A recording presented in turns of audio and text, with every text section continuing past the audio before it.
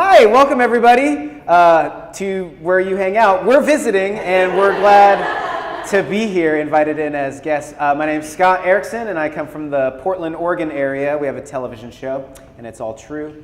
And I make my living there as a visual artist and speaker and writer and all kinds of things. And I'm friends with Justin here and we collaborated on this project and he's a man of many things.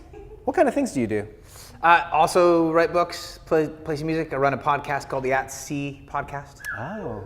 Thank you. It's nice to have family here. Yeah, it is nice to have family here. It's good. Thanks, Aunt Friend. Yeah. And this has been one of the most enjoyable works of my career, and we're really happy to get to share an element of it and kind of take an angle of at that project tonight. Yeah. So we put this book together about 3 years ago and self-published. And quick side note, today is a cool day for us because we actually signed a contract with Penguin Books, and this book is it's really exciting for us today. We're going to re-release this book, and then we have our second book, which is based on the Lord's Prayer in the same kind of vein, and so that's coming out by next summer, and it's really exciting. But one of the things we're like, hey, we have this book. We both are speakers and performers. I do a one-man show. Justin teaches and sings and stuff. And we're like, let's do some kind of like show or kind of like teaching, storytelling, art making, sing-along show about prayer. Because nothing gets people excited more than talking about prayer, right? Maybe talking about how to do better sit-ups is maybe something that could go along with that. So our whole premise tonight is like, hey, prayer, you're not going to get it wrong. And so if you're sitting here and you're like, this isn't really something I feel good at, great, because this is all about that's a feeling that maybe isn't very valid, and maybe it's because it's in a certain way of doing it that we just kind of need to let go of, and maybe there's another way that's being offered to us. And so we're going to dive into that narrative tonight. I'm going to give you the remote. Thank you. And all kinds of things. I'm going to let Justin take it away. One of the things you'll find if you pick up the book and flip through it, there's a really heavily visual element to the book. When we get into conversations about language, what we tend to do is we tend to be kind of a words-first culture. What we forget is that the words are there because of the things we've seen, that actually our minds work kind of quite the opposite. That there are things we've seen, there are images we carry in our mind that actually make words necessary. And so when I started thinking through like how does our culture consider prayer? When the culture around us speaks to us about prayer, maybe in ways we don't even recognize in which we're being taught.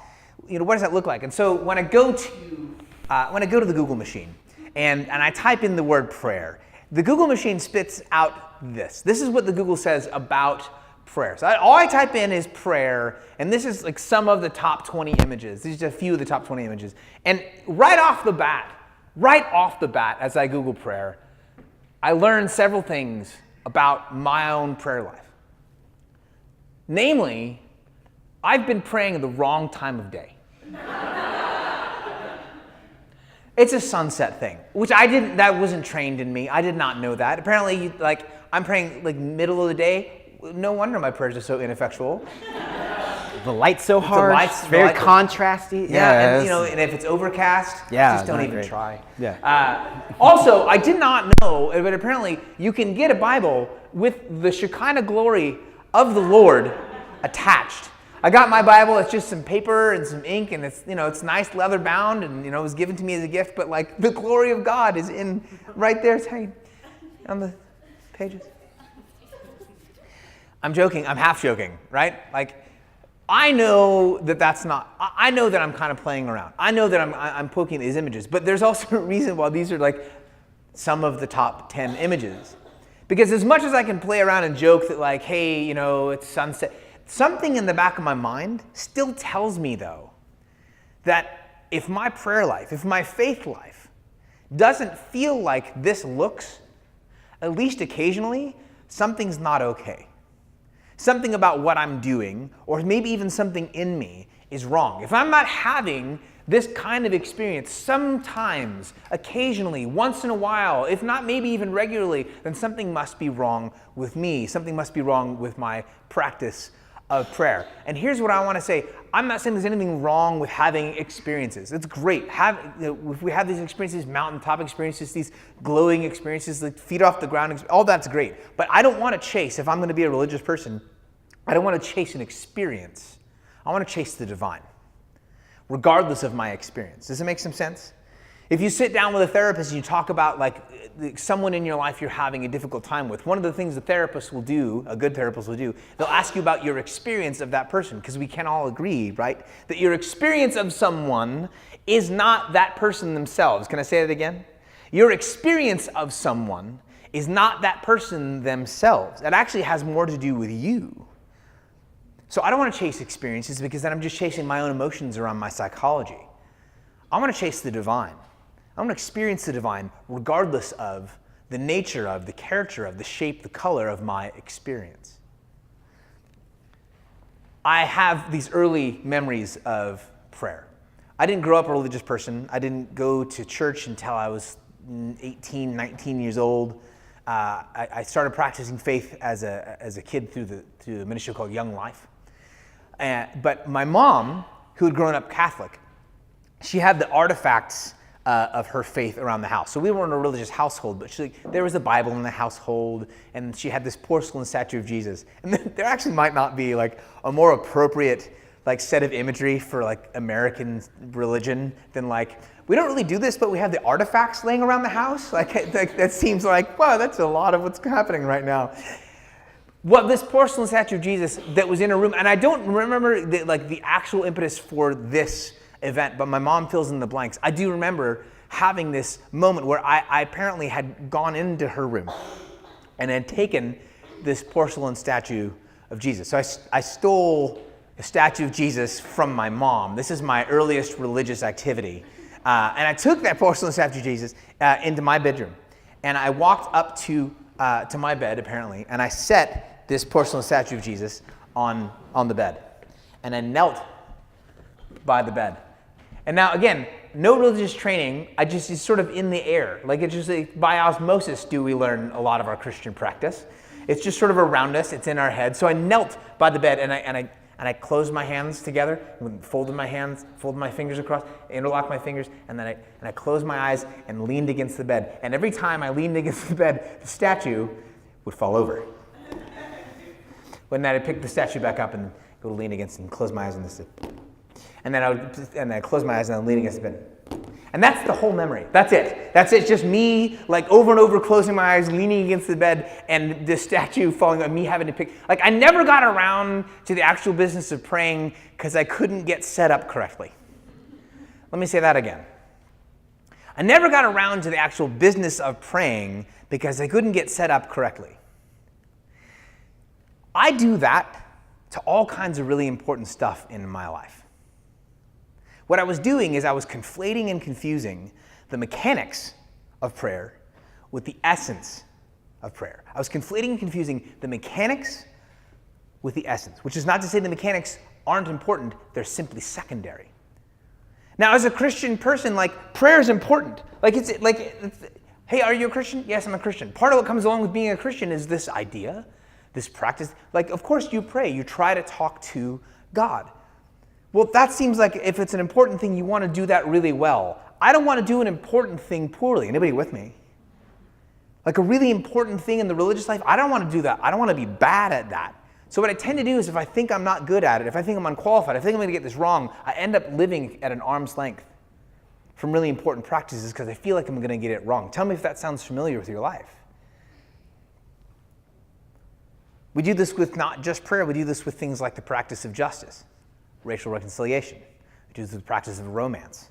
We confuse and conflate the essence with the mechanics of these things, and we end up injured. When we confuse and conflate the essence of romance with the mechanics of romance, we end up hurting other people. When we confuse and conflate the mechanics of justice with the essence of justice, we either tend to step on people's toes where we shouldn't belong, or we tend to just kind of remain out of the game entirely because we don't feel qualified to move in. When we confuse and conflate the mechanics with the essence of things, we tend to either live at arm's length or we hurt ourselves.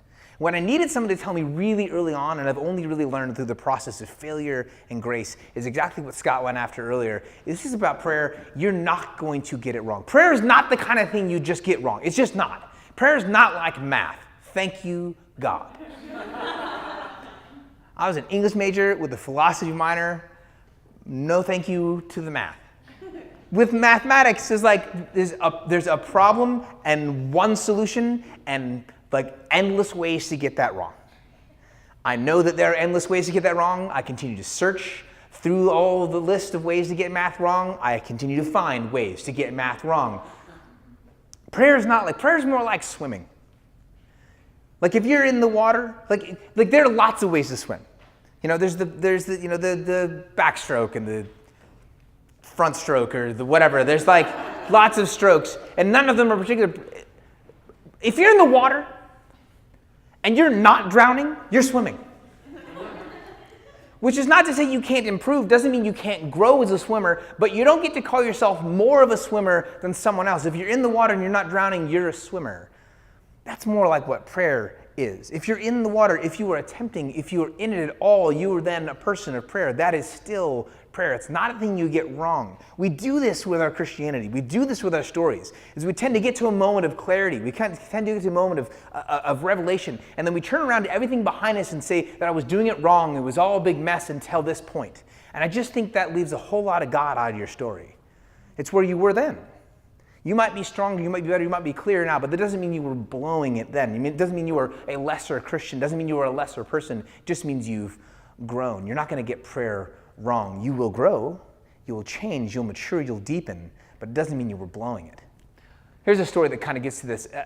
So at the heart of the book is this notion. I believe I pray because I'm human, not because I'm religious. Tradition can and does provide language, shape, and space for that primal urge to pray, but the instinct to connect with God does not emanate from that tradition. In other words, if I am, as we claim, designed to have a relationship with the one who made me, do you really think that that's going to be up to my capacities to make happen? No, if it's in me, if I'm designed to live that way, then my tradition can be helpful, but that's not the essence. That's function. That's mechanics. So, Halloween 2014. My son, who is now 7, was younger then, and that's math. You got it. I did. Again, the essence of mathematics. There were years before, and now he is older, he was younger, fewer years, math. Just stop. My son comes to me and he says, "Hey Dad, I want to do Halloween this year." I love Halloween. I like dressing up. I have several outfits that are just generally ready, and they rotate in and out. There's one that I've used off and on. I'll get back to you in a moment. That this is kind of a favorite. Regardless, I love Halloween. I was very excited he wanted to do Halloween. I said, "Great, buddy, let's do Halloween. Do you know what you want to be?" He said, "Yes, I want to be a superhero." And I get excited because I'm sort of like low-level comic book geek, like not like hardcore, but like I like comics. And I said, "What are you thinking? You thinking, like Batman? You're thinking the Flash, like something in the DC universe?" And he says, "No." I said, "Son, listen to me. Stop and look at me in the eyes. Listen to me.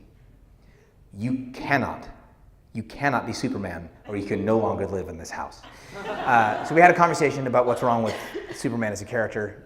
He seems to have understood. None of this is the point. The point was he said, "No, I want to be Super Asa." My son's name is Asa Jonathan McRoberts. He says, "I want to be Super Asa." It's like, oh, okay. Okay, well, what does Super Asa wear? So he goes into his room, and he's rummaging around in there, and you can hear him kind of talking to himself, because at the time he was an only child, and that's how we live. And he comes out, and he's got this little outfit on him. He's got his little striped socks, and his blue pajamas tucked into his striped socks. And he's got a long sleeve shirt on, and he has a cape, which I did not know he owned at the time he came out, and he had a cape. I'm like, "You have a cape?" He's like, "I'm 3.5, we come with capes." And this little crown that his Auntie Jasmine made with his name on it, Asa. And he sticks his arms and he goes, I need Mom to tape an S to my chest, because he gets it. It's like, oh, this is going to be perfect. So the night of Halloween, we go out and he puts on his outfit, puts on his little rubber Crocs, because superheroes. Ready for action and dampness. And the big kids come out after a little while. Like he's got candy. He's starting to get it. The neighbors think he's adorable. So like, here, have an extra 2 candy bars. I'm like, that's good and bad. And when the big kids come out, my son sees the big kids. And the big kids come out and they've got the costumes, right? Like the costumes with the muscles and the stuff. And he's like, Dad, can I go with the big kids for a while? The big kids are like why he wanted to do Halloween, because he saw older kids dressed up. Like he saw someone else doing the thing. And this is how religion gets passed on. He saw someone else doing the thing. He saw the way they were doing it, and he wanted that for himself. Does it sound familiar? So he took off with the big kids. Around the corner. And I'm waiting. It was maybe 6 or 7 minutes later. He comes walking back around the corner. Big old tear. Super sad 3-year-old walk. Really slow. Pale, kind of heavy from the candy. And my heart sank. It's my son. Buddy, what happened? He said, one of the big kids told me I can't be Super Asa. He said, I can't just make it up. I have to pick a real superhero. And now I have one of these like fatherly dilemmas, right? Like, how do I navigate this moment without like injuring someone else's child, right? Come here, kid. So something like wisdom got a hold of my heart, and I knelt down in front of my kid, which was hard to do because I was wearing that. Like those big kids, like they got those ideas from the comics or from a TV show or from a movie, and then they went to like freaking Walmart and bought those things. Buddy, you invented your own superhero. And then you designed your own outfit. I think you look great. I'm really proud of you. He went, yeah? I said, yeah! Want to go get some candy? Yeah! You want to get more candy than all those big kids combined? Yes! And that's how we exacted our vengeance. And while vengeance isn't the point of the story, it's an element. My prayer life, my religious practice, hell, most of my life, it looks a whole lot like my son's Halloween costume. Anybody with me? It gets cobbled together with what I've got lying around me. It doesn't all match. I'm making a lot of it up as I go along. Can I get a witness? And I'm just telling you that the Creator isn't looking down on you, being like, what on earth are you wearing? That's just not happening. No, you are received by the one who made you the way my heart receives my son, because you belong to the one who made you. Because the essence of prayer is not your ability to pray, it is the love of God. The following year, my son decided, in fact, to be the Flash. And I put on that same duct tape outfit that at that point I had worn for 15 years straight. How do you wash that? I don't wash it. Why would you wash that? It's great. Yeah, it smells like me. But this year he decided, instead of making up his own thing, his own words, his own expression, he stepped into someone else's tradition, stepped into someone else's expression, someone else's look. Because, and you've been there, sometimes your own expression just isn't sufficient for what's going on in your own heart and mind. Can I get an amen? You've been in that place where like, I can't express what's happening in me. And in those moments, there's just no shame in the game of borrowing on someone else's thoughts, someone else's words, someone else's expression. When I started following Jesus, my young life leader gave me this little prayer book. It's a little blue prayer book. And most days, if I'm trying to pray, like I'm kind of lost in the tall grass without knowing where to go, without having a starting place. And that prayer book gives me a place to start, because I'm a person, I talk all the time. And my own words end up kind of falling empty on my own soul. There's just no shame in the game of leaning on someone else's tradition, someone else's words, someone else's expression. You're just not going to get this thing wrong. Scott. So I used to, well, these are a couple friends of mine, Eric and Sarah, and they are at the church that I was at, and they're like, Sarah's like one of the people that you want at your church. She's wonderful and smart and bubbly. She's a kindergarten teacher. She ran a small group. She volunteered and helped a refugee family, and she just was delightful. And they were engaged to be married, and then Sarah went in for a a test. She found something in her arm, and then they came back and it was cancerous, and they did some more tests, and they found out that she had stage 4 cancer that had been growing in her body. And they decided that they were like 4 months out from getting engaged, and she needed to start chemotherapy right away. And so Eric was like, "Hey, I think we should get married this weekend. And if you, and I want to take care of you as you go through chemotherapy, and if you make it, great, we'll be married, but if you don't, I want to care for you till the end of your life." And so we did this like shotgun wedding at our church, and it was really great. And then she started chemotherapy, and it was really hard on her. Like if you know somebody who's gone through chemotherapy, it's literally poison in it, and it's devastating, and it was really devastating to her, and it affected her physically, and she started just diminishing, and she never really got better. And we would get together and we would pray for her and pray for healing, and she would actually feel worse afterwards, and she really never got better, and eventually after 4 months she died. My friend Sarah died, and it devastated us as a community. Like I was on staff at this church, and like it just devastated us. And this is down in Houston, Texas, and we had a bunch of people who worked for United Airlines at our church. And so the senior pastor and I had been kind of conspiring on taking a trip to Israel. We wanted to go film some stuff there and do some teaching there.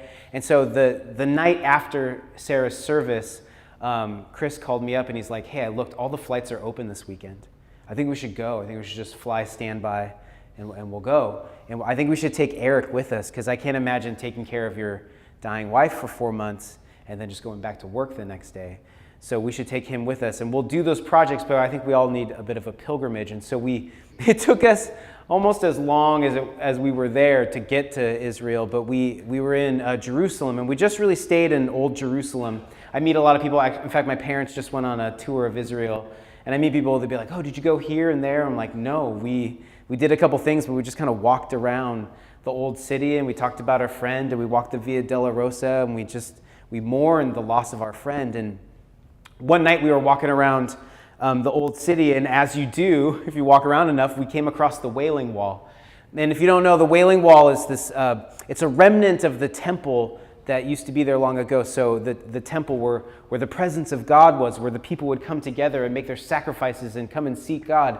And it's a leftover remnant of that. And so it's a very sacred and holy place in the world, and people from all over the world will come and approach this wall. And as far as a person can reach, if Kareem Abdul-Jabbar was there, it's probably a little higher, but as far as normal people can reach, every nook and cranny of this wall is filled with pieces of paper that prayers are written on. It's like literally the prayers of the world are there.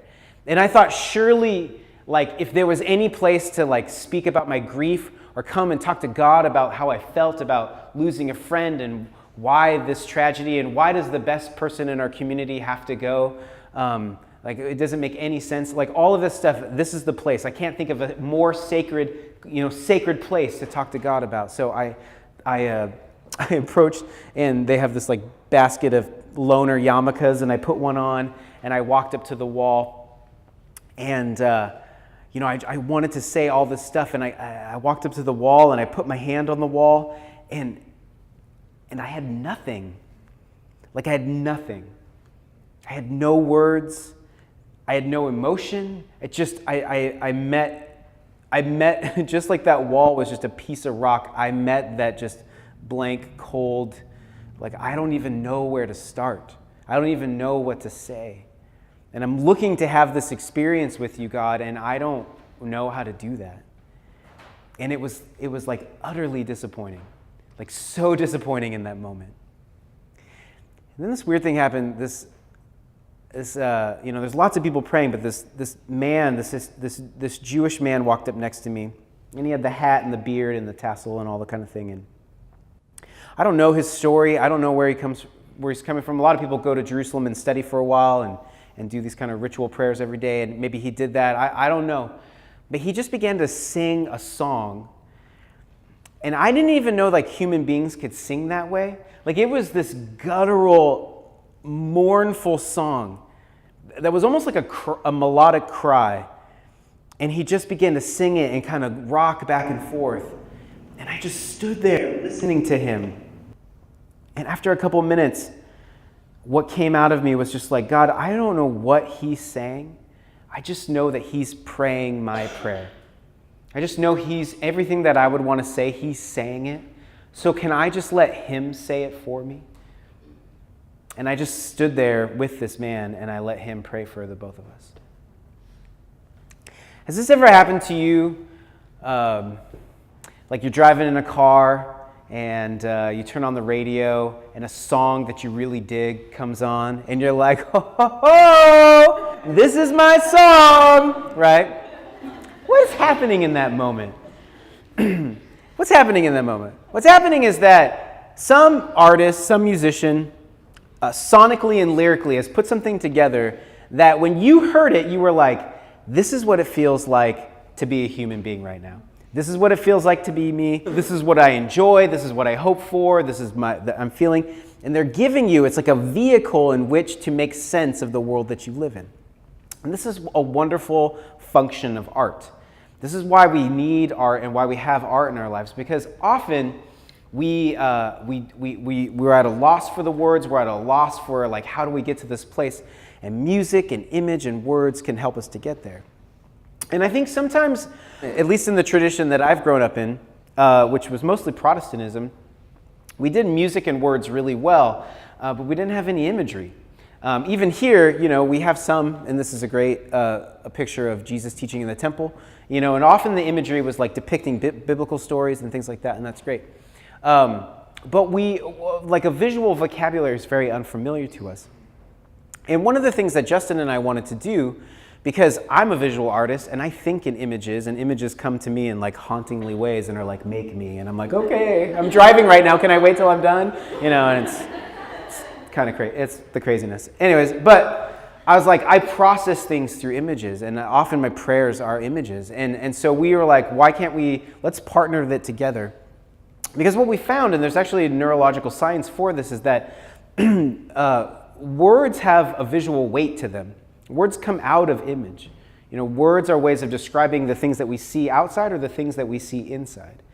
And so when we actually partner images and words, it's clicking off different parts of our brain and adding a different element to it. And so when we started experimenting with this, we found out that we would have these kind of different experiences, because often when we approach words, we feel like words are telling us what they mean, and there's only one interpretation of it, unless it's like poetry or something a little more abstract. But with images, the number one question I get when I make something is, hey, what does this mean? And that's a great question. That's a good question. A better question is, hey, what is this pulling out of you? Because one of the functions of images is that it can be an excavation tool. It helps get to the thing that's in you. So even in this is a page from our prayer. So Justin wrote these images, or these words, and I made this image. And so it says, may love be stronger in me than the fear of pain that comes with caring. I think we can all resonate with that. That's a pretty true statement. And then we have this image that's odd in some ways. It's narrative. It's got some things we understand but are placed in unusual areas. And so, like, Justin, when you see this, what would you say is going on? Or what, I don't know, what comes to mind for you? What jumps into my mind is the idea of like home, which is kind of like my heart. Like, this is where I live, and that I've encased myself in something to keep the world out, to keep myself from getting hurt. That's the first thing that jumps in, is like, I've encased myself and my heart in something to keep the world around me from injuring me. That's great. Thank you. When I made this, I felt good about it. Yeah. Okay, good, awesome. You have plenty. Did I get it right? That's really the question. Did I get it right? I just like to say you have plenty to write in your diary about tonight. But my intention when I was imagining this, and what came to mind for me was like, often caring isn't saying, would you come into my house, but I need to extend beyond the places that I've like set up to protect myself and offer like hospitality out in a place that's outside of where I'm comfortable in. So it's more of this like reaching out, like I want to make a home for the birds, and I need to extend that out to them. So both of those interpretations are more about us than it's actually about what the image is, right? Do you get it? It's like coming out. So this one, may I learn to make good out of what I'm given rather than only make sense of it. What do you think about this one? I think we have pretty similar ideas about it, but. About the image specifically, for me, like the hope that whatever's happening, because I like to be able to take whatever's happening, because as a storyteller, I like to be able to take what's happening around me or in me and plug it into something and make it useful. Like, how do I take this and make this thing useful? And part of what the image does for me is, like, you don't always get to decide how this, like, if there's use in this, that's not a decision you get to make. So you get to endure. Your role is not to use this. Your role isn't to, like, pick this thing up and make something out of it. That's not your role. Your role is to endure, and, like, if there is life to come from it, that's not yours to make. You got two ums out of me. I would even say seasonally for me now, when I see that image, a prayer that emerges out of me, which is like, even though I feel rained on and stuff, I hope something good is coming out of this, even if I can't see it. So it's not even about may I learn to make good out of it. It's more of like, I hope this is being used for good in ways that I can't see and maybe never see. Yeah, thank you. I'll cash those joy checks again. So these are excavation tools. They are not the content. They help get to the real content, which is the ever-going interior conversation with the divine. So you could, if those of you who are visual learners, you could do this. So look, like words and images, they're not the contents themselves. They help us get to the content. And often that content is locked in our noise, our fear, our ego, our anxiety, all of these things. And that gets us to the ever-present interior conversation with the divine, which is whatever's going on, that secret, true, honest place that's really hard to get to a lot of the times. Which in this image is brought to you, or kind of represented by that like weird coagulated gelatinous puck of cat food that you opened up with. I think we could say that our most honest places are like tuna fish. Yeah, that's a good one. It's chicken of the sea. I'd rather not say that. Okay. The right way to pray is whatever works for you. James Martin, who's a spiritual director and author, comes back to this phrase a lot. Like, what's the right way to pray? Well, what works for you? Part of what I like about this phrase is that what works for you now doesn't have to work for you tomorrow. What works for you now probably, in fact, won't work for you tomorrow. The tool is for you to use, and to some degree you will be shaped by it, but your life is not to become oriented around the tools you use. Does it make sense? Like, if the content, if what's real, if what's important is this conversation between you and the divine, that's what's vital. And the tools are secondary. The excavation tools come after that. So what works for you? So in other words, the way you pray as a teenager is different than the way you pray once you get to college. Can I get an amen? And the way you pray, yes, and the way you pray after you leave college and you start thinking or begin to think about like a career, and then your prayer life changes again. And the way you pray once you have a career and you start thinking about family, or if those things happen in reverse, like depending on your life circumstances, the shape of your prayer life will change because the shape of your life has changed. I sit with people often who will talk about like they no longer hear from the Lord, they don't feel prayer anymore. And one of the things that's so common in these conversations is that they're trying the same thing they've been trying for years. They'll pick up the same devotional tool. They'll have literally the same book. I'm not against that book, the old book. It's like 60, 70 years old now, whatever it is, like My Utmost for His Highest. I'm so glad that book sells well. I'm so glad it connects with people. But there's almost this like necessary divorce from things like that to say, hey, just because you don't connect with Oswald Chambers doesn't mean you can't get to God. Just because this tool that seems to work for the culture doesn't work for you doesn't mean you can't have a relationship with the one who made you. We culturally confuse and conflate the essence, the practice, the tools with, confuse the essence with the practice and with the tools. What works for you now, it probably won't work tomorrow. Your life will change, and so will your soul. So we come back to this word often in this presentation, practice. Practice, practice, practice. And I want to make sure we kind of get a grip on what Scott and I are meaning by the word practice. There's one of my favorite authors is a guy named David Brooks, he's a conservative columnist for the New York Times. And he's written several books but he wrote this really specific, for me, a really powerful article about baseball and about the way baseball has the human brain hacked. And in the story, this is years and years ago now, he went to a Major League ball game and he arrives like an hour and a half or so before the game actually starts. If you show up at a Major League ball game, you walk into the park like an hour and a half before the game actually starts, what's happening on the field? Practice. The batting practice, fielding practice. So he walks in, he takes his seat. He's in Los Angeles, he's at the Dodgers game, and the guy playing shortstop or second base, I think it was second base for the Dodgers at the time of the story, is a gentleman named Jeff Kent, who at the time of the story was 38 years old and had been playing baseball since he was 6 years old.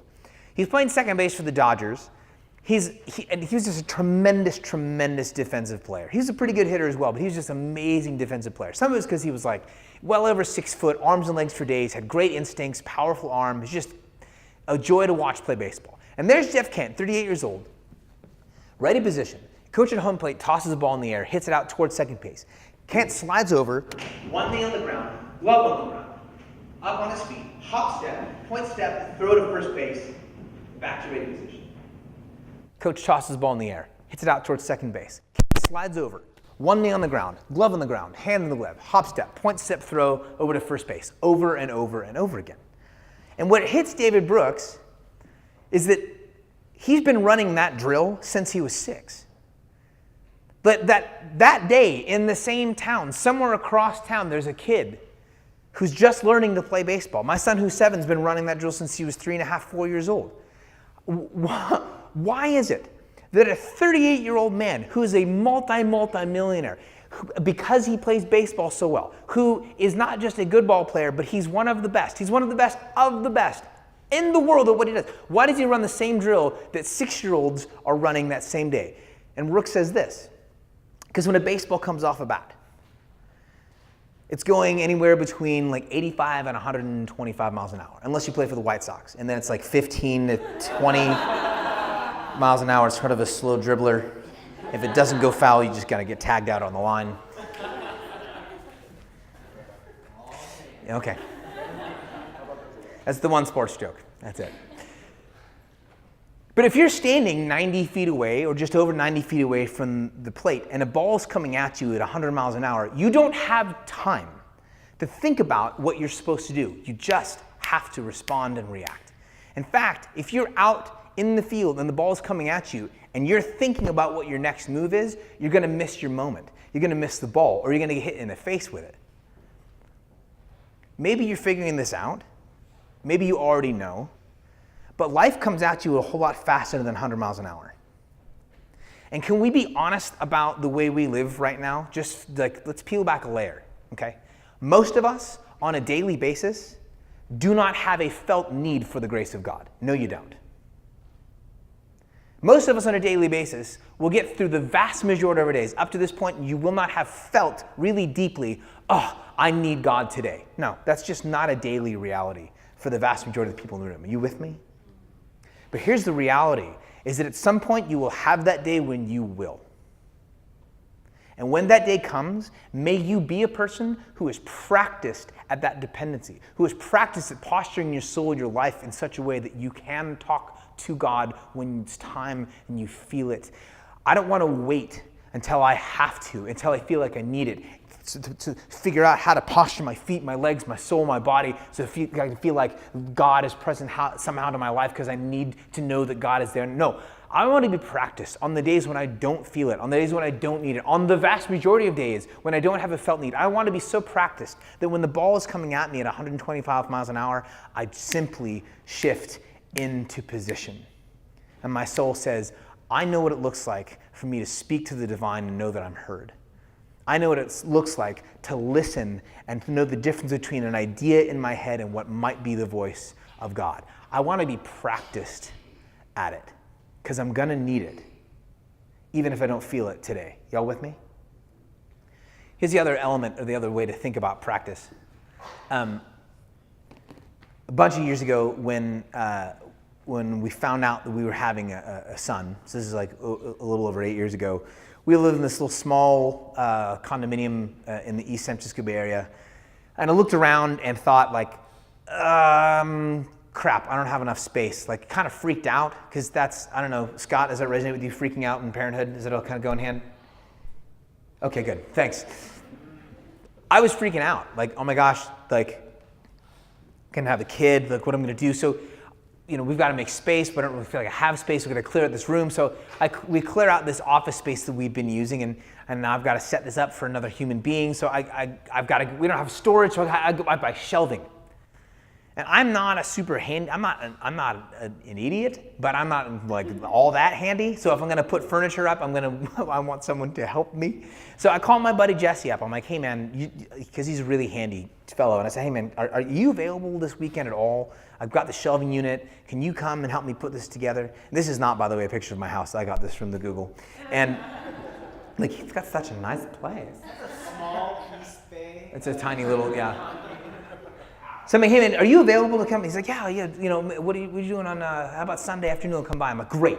So Sunday afternoon, all the shelving unit, every tool I have 4. All the tools are in the room, and Jesse comes over, and I blocked out like 3.5 hours. Like I made sandwiches, got a cooler full of beer. We're gonna have like guy time, I'm gonna build this shelving unit, it's gonna be great. Jesse comes over, and like he is finished with this whole thing in like 35 minutes. He's just done.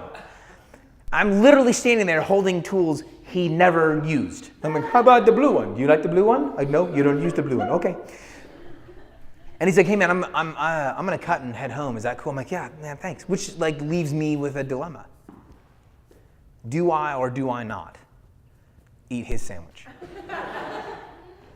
And yes, in fact, I do. I eat sandwiches. The dilemma was this, and again, I think you'll resonate with this.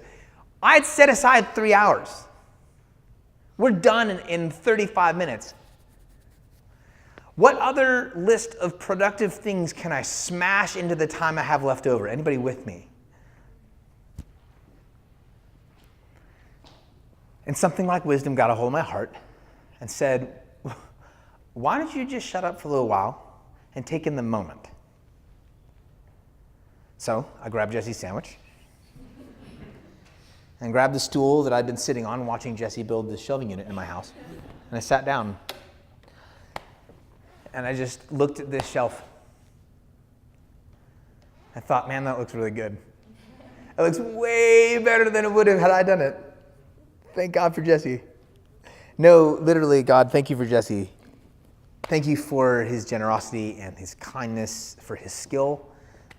People get paid money to do what he just did. He just came over and did it, and yeah, thanks for him, and thanks for Andrea and his wife. The way they're generous in a lot of ways, and I'm thankful that they're friends of mine. That I have like generous and kind friends. It's not just them. I mean, it's like it's the community around me. Like we got a lot of people. I mean, the Calgiros and the Bloxhams and the Rostons. It's just great folks, and we're blessed to have them. And thanks for this kind of, I don't know, the impetus in me to stay. Like it would have been so much easier, so many years, like move to Nashville, move to Los Angeles, go to an industry town. But like you've planted this seed in me where I never felt like it was okay to leave the Bay Area. And I'm so glad you did, because I like these people and I like who I am here. So thank you for these folks. And they're all, like, half of them are parents and they know how to raise kids. I'm like, I'm gonna have a kid. Whoa, I'm gonna be a dad. Like this isn't about shelving, this is about me being a dad. I get to be a dad. Whew. Hey, God, I get to be a dad. I get to try to reset all the garbage my father's family has been passing down for generations. Like I get to set a different tone. I get to try to make right all the stuff that's been done wrong. And like I've been scared about having a kid, and it's never been about the space, it's been about whether or not I could actually be a dad. And you've set me up so well with the people around me, and I'm going to be fine. I'm going to be more than fine, because you've always been so good. And I sat there for I don't know how long, taking in how ridiculously good I had it. When's the last time you gave yourself space to let the ridiculous goodness of your life catch up with you? Or are you like me? And at the end of every day, it's almost entirely about what you didn't get done, what you have not accomplished yet, about what you don't know about tomorrow, about what you don't have, about who you are not. Because that's the gospel we get punched in the throat with on the regular, every day. You are not enough. You don't have enough. You will never be enough. There is one remedy, and that is quite literally to stop and let the goodness of God catch up with your life. To practice that is a work of prayer. You will be told and sold for the rest of your life that you're not okay. And the primary problem with that is that you will have ignored the good work of the loved ones and the divine in, through, and around you up to that point. Prayer is the opportunity to stop and see how good you've got it, because you've got it good. And you'll never know what tomorrow holds, but you'll know that up to this point you've had it good, and tomorrow might just look like today. Which is why I feel like this is the essence of prayer. There's so much written in the text about prayer, lots of prayers written in the Bible. So much written after the scriptures about the practice of prayer. I think this communicates the essence of prayer. That as Jesus is baptized, he comes up out of the water and he hears the voice of the Father saying, "This is my Son, with whom I love. With him I am well pleased." It's not just the words, it's the context. Because at the point in which this has happened, Jesus has healed nobody. Jesus has done no miracles. Jesus has taught nothing. None of the work we recognize as the life of Jesus has been accomplished at this point, because his life wasn't a justification of who he was, it was an outpouring of who he was. And prayer is the opportunity for me to hear this. This is the gospel. This is the remedy for you're not enough. No, you know what? It's not about being enough. You're mine. I love you. In fact, I'm proud of you. Only a people who hear that and know that can pass that on. Scott. I have a microphone. Scott. There we go. Well, we're going to do a little bit of Q&A in a second. But, you know, it feels like we should kind of, I don't know, figure out some kind of like ritual or something. We talked about all this. You mean like a wrap up? Well, yeah, because Well, I've got that. I mean, that's... we could go on a long time about like what are the elements of prayer, or what kind of things can we use, and we hit upon like, you know, we can use words from other people.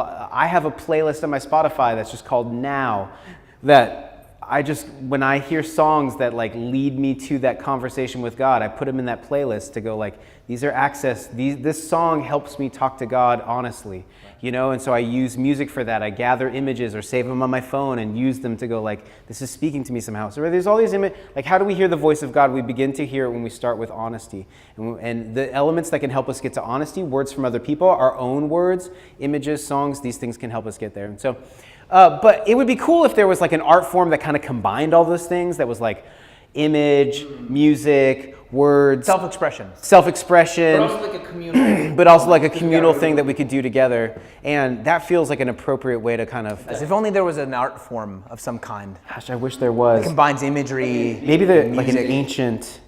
something from way back. From way back there. I know what? I think there is one. I think there is. Yeah. You know what we call it? Karaoke. Why don't we wrap it up tonight? Once you're on your feet, we're going to sing a little bit together. We're going to sing. We're going to sing together, and then we're going to do a Q&A. But this time to get into it, and you can sing along.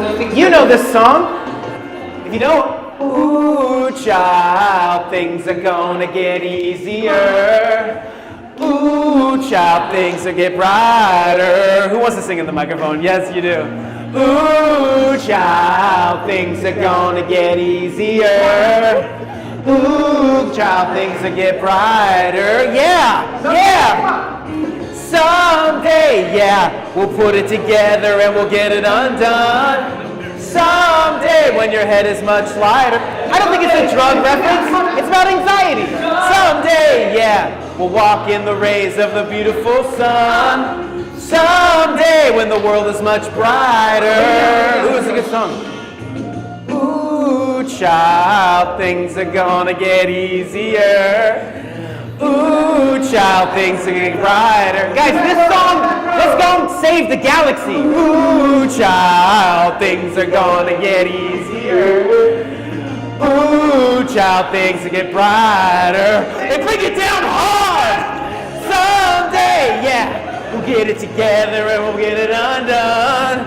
Someday, when your head is much lighter. Kick it out if you need to. Someday, yeah, we'll walk in the rays of a beautiful sun. S-O-N, maybe someday, when the world is much brighter. Everybody can do this part. Everybody can do this part. La la la la la la la la la. This part's tricky. La la la la la la la la la. You get a second time to do it. Here we go. That's right. La la la la la la la la la. La la la la la la la la la. Tom York, bring us home. Someday we'll put it together and we'll get it undone. Someday when your head is much lighter. Maybe we don't need to wait till someday. Someday, yeah, we're walking. What if our prayer led us to do things in the world? Just like things that we need to do now, like clean water or food or justice or all those things. Ooh, child, things are gonna get easier. Ooh, child, things will get brighter. Come on now. Maybe it's not that far away. Ooh, child, things are gonna get easier. Ooh, child, things will get brighter. When? Right now. Right now. Of course it's easy. Right now. Right now, right in this room. We did it. Right now. Give yourself a big round of applause. Now, you can have a seat. I hope, I really do. I really hope that something in you, right now in this moment, I hope something in you is saying, what the hell was that? That's what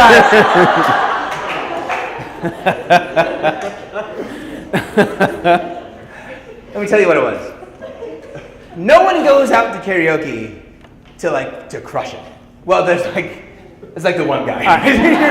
I practiced a song for a year. Right. Yeah. And then did it in Nashville just 2 months ago at this place. Anyways. No, but you're true rolling story. with your crew. You're rolling with the people who you like, and getting the lyrics right is not the point. Getting the notes right is not the point.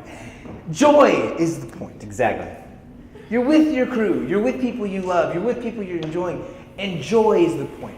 I want to recapture some of that karaoke spirit in the practice of our prayer, because every single time you show up, you are received in joy. Every time. Yep. Part of how we don't get this wrong is because you are received in joy and in love by the one who designed you and created you to have a relationship with the one who designed you and created you. And there's joy in that. So may the knowledge of that joy free us up to practice prayer. Drop the stuff that isn't working, that's making you feel like you're bad at it. Pick something else up. Just don't quit. That's the one way we blow it, is when we quit. Amen? Amen. Amen. Thank you guys very much for your time. Eric?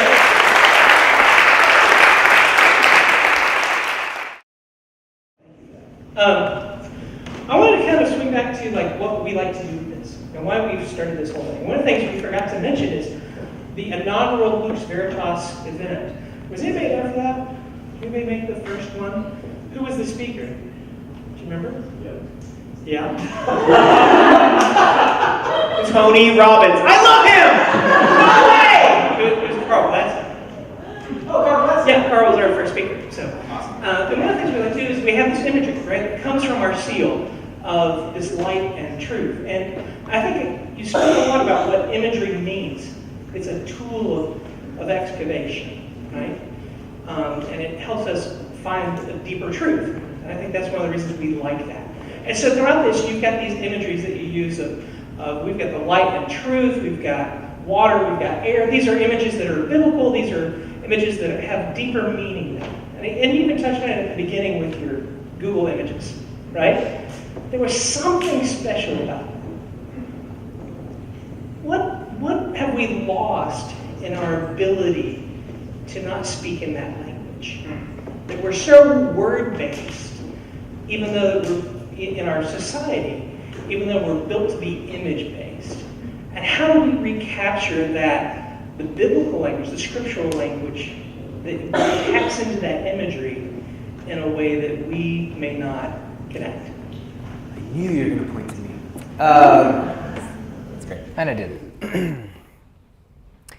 Yeah, that's a huge question. I think I haven't put all the stats together to write like a paper or a book on this, but my running premonition, I think that I said it earlier, like our words come from images. Our words are based in images, like we're describing what we see on the outside, and we're describing what we see on the inside, our emotions or ideas, and that's where our language comes from. And then our beliefs are rooted in language, so our beliefs are rooted in image. And so I think the problem is, though, is as we've kind of, and I don't know if it's been there all along, like you can look at historic church art and stuff, and it's, it's pretty narrative, and it's gone through ebbs and flows and stuff like that. I think we're in a specific interesting time because of how art has evolved, and a pop revolution, a digital revolution, abstract art, just kind of these massive movements that have happened throughout time that a kind of like a spiritual language with that hasn't kept up. And so I think now we're kind of, there's people experimenting with it and things like that. But I think what I find is when I had a conversation with my dad, who's a delightful man, but he was just like, do you think that Jesus is the way, the truth, and the life? And I was like, yeah, but can you tell me what the way is? And he's like, well, he's the way. And I'm like, yeah, so what is the way? Is it a path? Is it a motion? Is it a journey? Is it a practice? Is it a rhythm? Is it a gait? Like, what do you mean? He's like, well, it means he's the way. And and so when you don't know what the word means, you just become word police. And we're a culture of word policing, where people say, well, you say it that way, but we say it this way. And if you're on our team, if you say it this way. And really you're like, I don't even know if anybody knows what they mean. Like, I don't even know, because to know what a word means is to have an image of it. My friend Jonathan Merritt, who's an author in New York, he has a book coming out called Talking About God from Scratch, and I'm helping with some images for it. But he's actually doing this thing where he's like, spiritual language is diminishing in our culture, and so he's like, he takes like 16 words, and then he kind of just goes, here's how I'm starting again to understand what this word means in a spiritual nature. A word like pain, or a word like grace, And so I think each one of us actually have to do that in some way. That might feel like overwhelming, like I'm not an academic, I'm not a theologian, but I think each one of us have to go like, what does grace mean for me? And if I had an image or an idea of grace, what would that look like? It could be from the movie or the play or the book Les Miserables, where the bishop gives the candlesticks, and he's like, I give you grace in this moment. That could be your idea of grace. You know what I'm saying? We need to anchor it into some kind of tangible thing. And so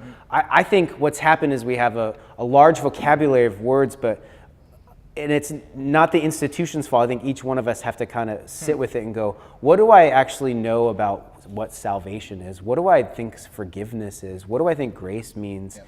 And then begin to see that in your own life, and then from that place, live and speak and work from that.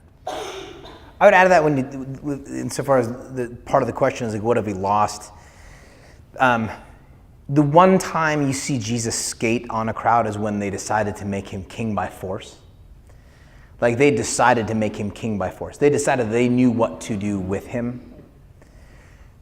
Because we feel like we have such a grip at times on God, on the shape of God, and we've done that with language. And there's nothing particularly wrong with theology, but I will say there's also nothing particularly right about theology. So as soon as I've decided where God lands, it's possible that I've lost God. That I'm no longer talking about God, that I'm tied up in my own interpretations. So part of what we lost by moving away from image and poetry is the freedom of not knowing, and the freedom of being worked on. Part of what happens with Scott's images in this book is we get notes back from people that like, I came and I read the prayer, this image, it unpacked me. that's kind of got inside me. One of the stories we'll tell is, Henry and Alan, was a hero of both of ours, traveled to see a Rembrandt painting called Return of the Prodigal Son. And he sat in front of this painting for days and just let the painting unpack what's going on inside him. To let yourself be worked on, we've lost that. Which is to say, like, I'm going to religion and I'm not using these tools of excavation to figure out what's within me. No, I'm going and I'm deciding what it's going to look like before I get started. So we may have lost God in the shuffle. It's the recovery of the mystery, the mysterion, and allowing that to be part of the divine experience. Yes. Yeah. Thank you. I don't want to monopolize a little time because I have like 3 or 4 pages of questions. Does anybody else have a question that they would like to lift up? Otherwise, I will keep going. Or karaoke requests. Or karaoke requests. We can do that.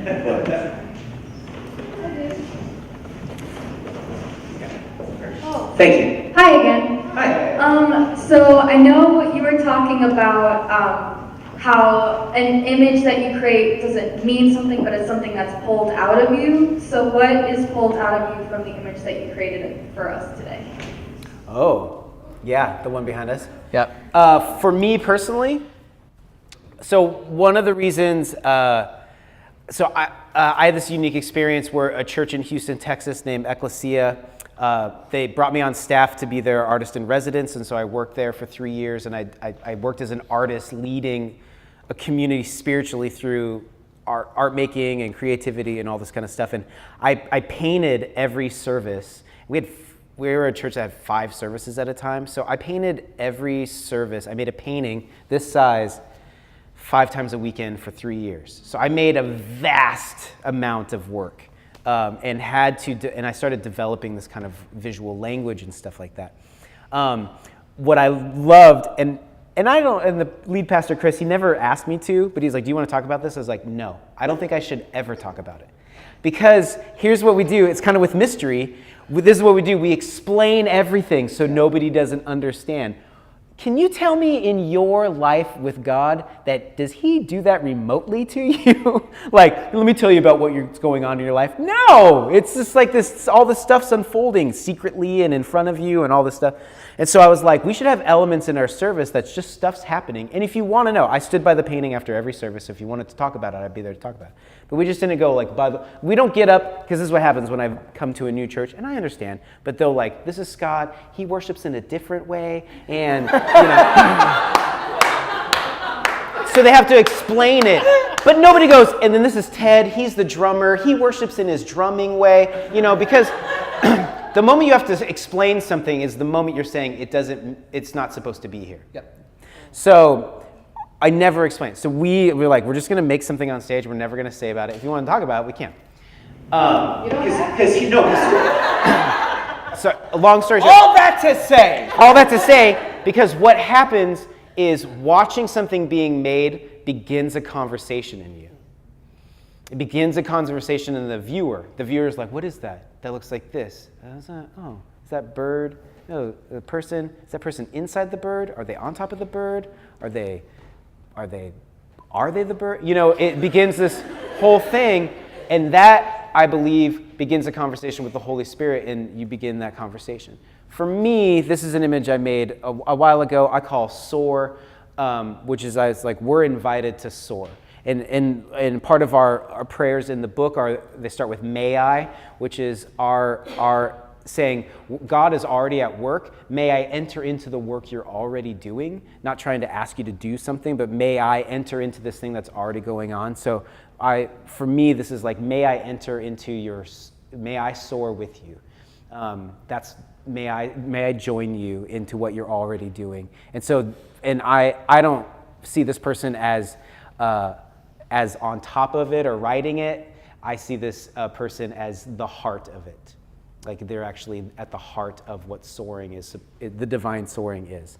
And so that's what I see it as. And so, so if you don't see the same thing, when I'm doing it, I'm more like, don't mess up, don't make this look lame. It's massive amounts of self-doubt that just come up. But Just no. But would you be brave enough to kind of say what you thought or what came up for you? Actually, I was kind of thinking the same kind of things that like I imagined the eagle or hawk or whatever kind of bird it is.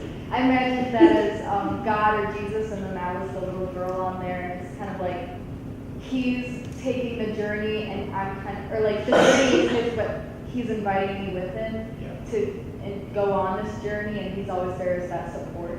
That's how I thought about it. It's great. And part of what gets picked up from there is for someone that could be a really comforting thing. For someone else, that could be a really terrifying idea. Like the idea of like being the heart of a bird and being at flight, like that could be really terrifying because there's a bit of like the relinquishing control. Do you want to be up in the air like that? Yeah. So even with that, where you can be close to, close in terms of your base interpretation, the way that you experience that in your soul could be really very, very different. Anything else from the floor before we pitch back to Eric? We can come back to the floor too. I think one of the things that people are scared to ask a lot of times in church relationships, and this comes out of my time as a pastor, where I would encounter people who had been lifetime in the church, 60, 70, 80 years, and would never say, well, you talk about the Holy Spirit and the experience of the divine, but I don't know what that is. So one of the things you talk about is how do we get to this divine experience, the weird coagulating cavity of our soul, of God. Yeah. How do we know if we're not sure we've ever had that experience? How do you explain to somebody what that is when they're still not sure of it? How do we, that divine glow that's in all those pictures from the Google search, how do we explain that to somebody who doesn't know how to name that and claim that in their own life? Honestly, you don't know in the way you want to know. I mean, you become more sure or more practiced at the identification of it. But part of what you always have to mean by faith, is you're not entirely certain. So some of this comes with, like, what are you actually after? So the process of faith in the context of a community, having a conversation with multiple people. Is this the activity? Is this the voice of God in your life? To have that conversation with multiple people gives you maybe a broader baseline on which to say, like, I think so.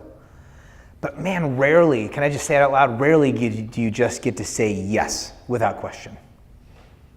It's just really rare. I'm not saying it doesn't happen. I'm not saying there aren't moments in my life where I'm like, this is God. Bam. 5%, maybe. The rest of it, like, it seems. I mean, even Paul, as he writes in Acts, it seemed good to the Holy Spirit and to us. He uses the word seem. This seems right. And you act in faith, and then you trust this process, this reality called grace, to cover the distance between what you can be right about and your need to continue walking.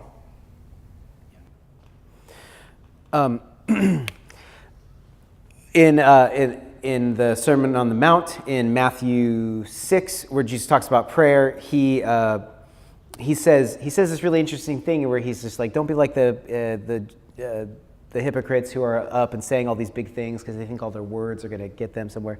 And he's like, your Father in heaven already knows everything you need before you ask it. And then he goes, so then pray like this. And I was like, well, what do you talk about then? Like, because I just thought, like, I went to this school, and this is great. I'm glad we did this day of prayer at this school. I went to this, my last 2 years of high school, this really great Christian school, but we do a day of prayer, but it was like literally just like laundry listing everything. We had to make sure we got through the whole thing and stuff like that. And if I thought of prayer that way, it's like, well, if you already know it's like this weird cycle. Like, if you already know, then why do I have to say it, But I just said, what if I used that as my prayer prompt? And so I have to get up really early because I have children to get any quiet time, and I'd get up really early, I'd make coffee, and then I'd just sit in my living room in the dark, and I just go, what do you want to talk about? And that's what I did for like a year. And I just like some stuff, sometimes I just sit there and just be like crazy, you know, or try to get quiet. Sometimes there'd be something to talk about. And it was really transformative because I began to like kind of know the voice of God, which was a lot different and familiar at the same time. It just sounds like it's a paradox, right? I would say this: there's a doorway inside of all of us to hear the voice of God, and that doorway is honesty. And that sounds really like easy to do, but real heart-wrenching, you know, showing all the things, honesty is hard to get to. And I think the practice of being honest with God is a good practice. A couple ways that we can start with that is to talk about what we're afraid of, what are our fears, and then what are our dreams. Like what's giving us a lot of anxiety or doubt or despair, and then also like what are we hoping for? What are our desires? What are we dreaming about? What do we hope from God and hope to know? And those usually are good places where if you kind of sit in that area and be like, what's been really getting to me? Then it begins the conversation. Like on my flight this morning, I just needed to do some kind of just journaling, and it took me a while to get to the right thing that then, like, the conversation started. It just was like, I feel in this way, and this way, and this, and this, and this, and then I like wrote one thing, and it was just like, oh, there was the door, and it just was like this long conversation about a lot of, you know, and not icky, just, you know, being honest is really vulnerable, and I think often God is like, I want to talk about this with you because I want you to know it's in there. I already know it's in there. I'm in there. I want you to see that it's there too. So because that's how I heal you, is by you seeing it too. So I think those are practical steps. I don't think it has to be this like, how many chickens do I need to sacrifice to get your attention? It's more of like, what am I not saying to you that I need to say to you, and starting from there. Yeah. It's partly we come back to practice a lot. Mm-hmm. Yeah. Because again, getting it right. So two things: practice. Expect that it's not going to feel right. Like practice. Just keep practicing. And the second part of it is talk about what you're experiencing. This is maybe the key. Like there's the text, like you pray in the closet by yourself, etc. Blah blah blah. That's fine, do that. But then go out and tell the people around you what your experience was like, because she's sitting next to you and she's been wondering why she hasn't heard from God in 7 years. And if she hears you talk about your same experience, she won't feel like she's completely by herself in her faith practice. Yeah. Y'all hear me? Yeah. Like there's way more, like what's it sound like? Part of why we don't know is because we don't talk about it. Because there's the shame of like my prayer life sucks. Whose prayer life kind of sucks a lot of the time? Get your hand in the air. Come on now. Now here's the thing. I'm not saying just get around and be like, yep, sucks, end of story. No. But we quit when we get isolated. You get to be someone who breaks that spirit of isolation by saying, here's my experience. Here's what I think. Take the risk of faith, saying, I think, because this is not the risky thing. It's actually not even risky. There's some risk in saying like, prayer doesn't seem to work for me. That's not even that weird and taboo anymore. Can I get an amen? Yeah.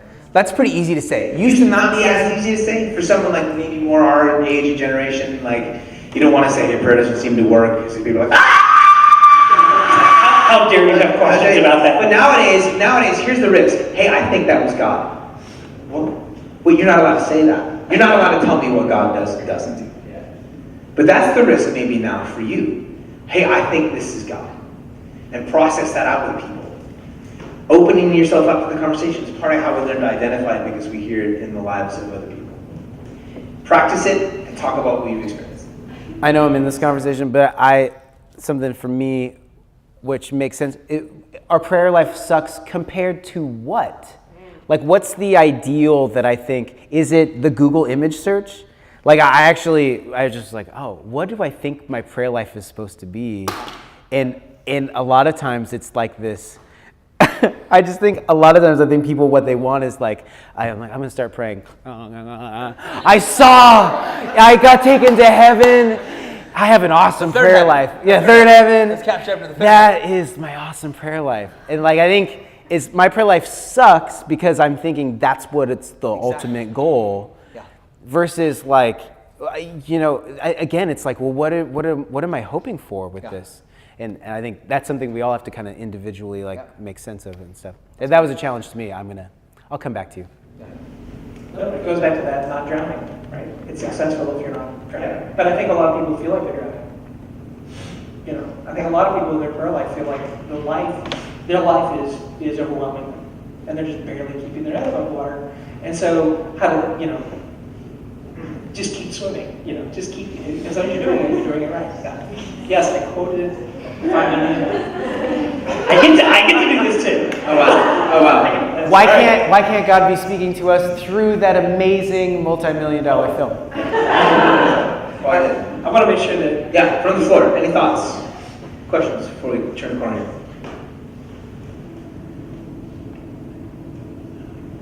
It's great. It's fun. the peanut gallery up here is unusually quiet. Come on. That's good. It's okay. What do you have? Okay. All right. I think it ties into what we're talking about. So we did karaoke at the end, and what actually happened, I think if you notice, is 2 people did karaoke, and a room full of people said, "Oh, it's cool." Why are we so afraid to let go and enjoy our experience in the divine? Why are we so afraid to feel joy in the midst of our experience? Why are we so afraid to, around our peers, our colleagues, and this community, which is really full of people that we know, why are we so afraid to just let go and enjoy those things? Why are you so afraid?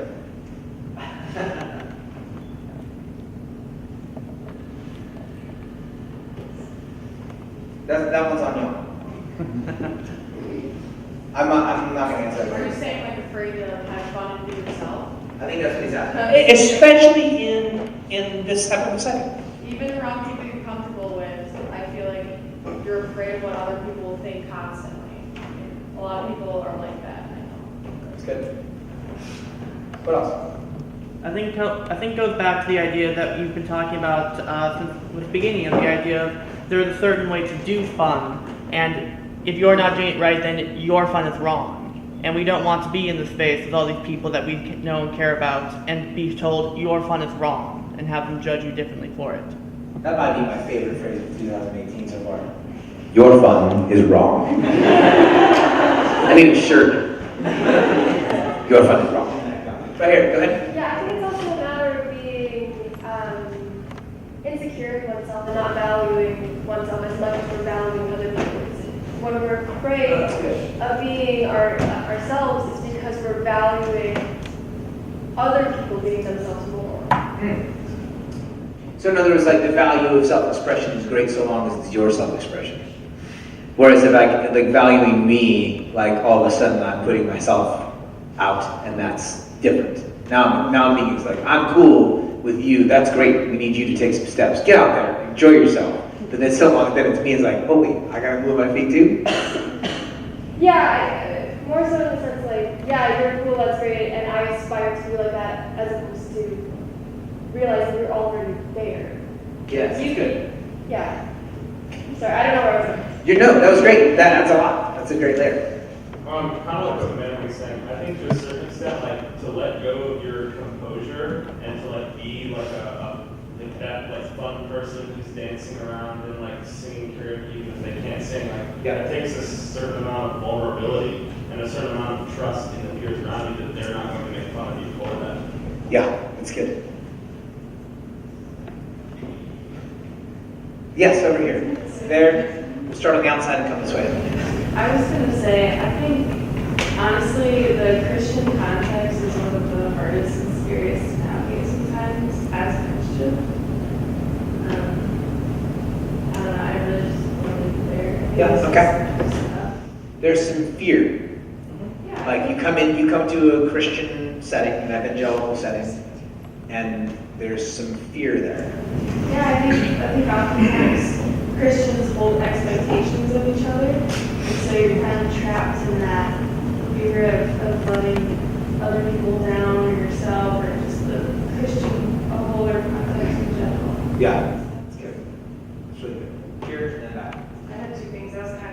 You can have one. You need to pick. We're not giving out things all night. I'm gonna go back there and you sort out which one you want to do. We'll come back to you. That's a joke. Go ahead. Okay.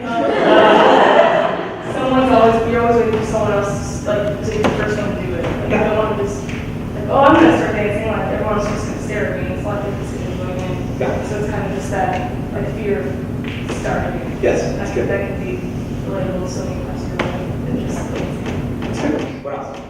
You had two. I was gonna say what she said. Oh, okay. Good. That's how you got through with the two. Was you gave one to her. Sneaky. In the back. I'm going to put a little twist on this slightly. Okay. And this is going to go more towards Scott. And, first of all, I want to apologize for loss of a good friend. Oh, thanks. But Yeah. there was a comment that you made in there about your friend being the person that you want to welcome people and that sort of thing. She's like, yeah, she's like the person you want at in your community because she's like the best person. Yeah. Which I totally get. Like Yeah. you want those welcoming faces or whatever. Yeah. But there's also sort of a judgment that kind of goes along with that too. Who isn't right Yeah. to do that? And I get that. 'Cause Yeah, I get what you're saying. I get what you're saying. Yeah. But but there, and that's where the whole judgment thing I think comes along with just being in a group of people in general, and trying to step out of your box of what's comfortable, what's not comfortable, and who's right, who's wrong, sort of scenario. Yeah. It's just kind of a comment more than anything. Yeah, I think that's great. Mine kind of is along the same lines of that, if I can participate in this. And I was talking to Justin about this today, where like, I feel like when we get it together as a community, there's kind of these unspoken, like, these are the songs we sing and these are the ways we talk and and anything that's not that, you're like, well, am I in this tribe anymore? And I find that song like really worshipful. Like I find that song really like amazing about possibility and hope and all that kind of stuff. But it never really is going to get sang at a church service. And so then I go like, well, I find more joy in singing that if then they're like, now we're gonna do shine, Jesus shine, fill this land. I wouldn't get really excited about karaokeing that song. But that might have been like a chosen group, this is our song. So all of a sudden I'm like, oh, I feel like I'm off brand. And I don't feel like I'm a part of this brand. And that's where I find like hard participation becomes a weird for me because I'm like, is this what we do? Like, I like this over here. So it's kind of like, this is the good thing, but this is the other, yeah. So it's kind of. Well, I think that's why there's a lot of churches these days that are offering many different types of services. Yeah. So I lead a contemporary worship service. Yeah. And, but we've got traditional that doesn't use screens and that sort of thing, and you kind of build on the rest of the day, and it kind of gets progressively, more contemporary, I guess. But Yeah. Trying to fill the gaps, trying to make everybody happy, in a sense. Yeah. Yeah, that's great. We should talk. That's a long. Yeah, there's a lot of things in there. Yeah. You hit on so many things tonight that I could. That was cool. Yes. I was just going to say a quick comment, and throwing in a softball here is we don't practice this, right? We practice being still and quiet and focused, and especially as students, and you guys practice learning and listening, and you don't practice letting go and having fun or being vulnerable, right? And we take it a step further. We don't practice being vulnerable in these settings. We don't practice being vulnerable with God. And because, how should I say, like, it's the kind of thing that's really important.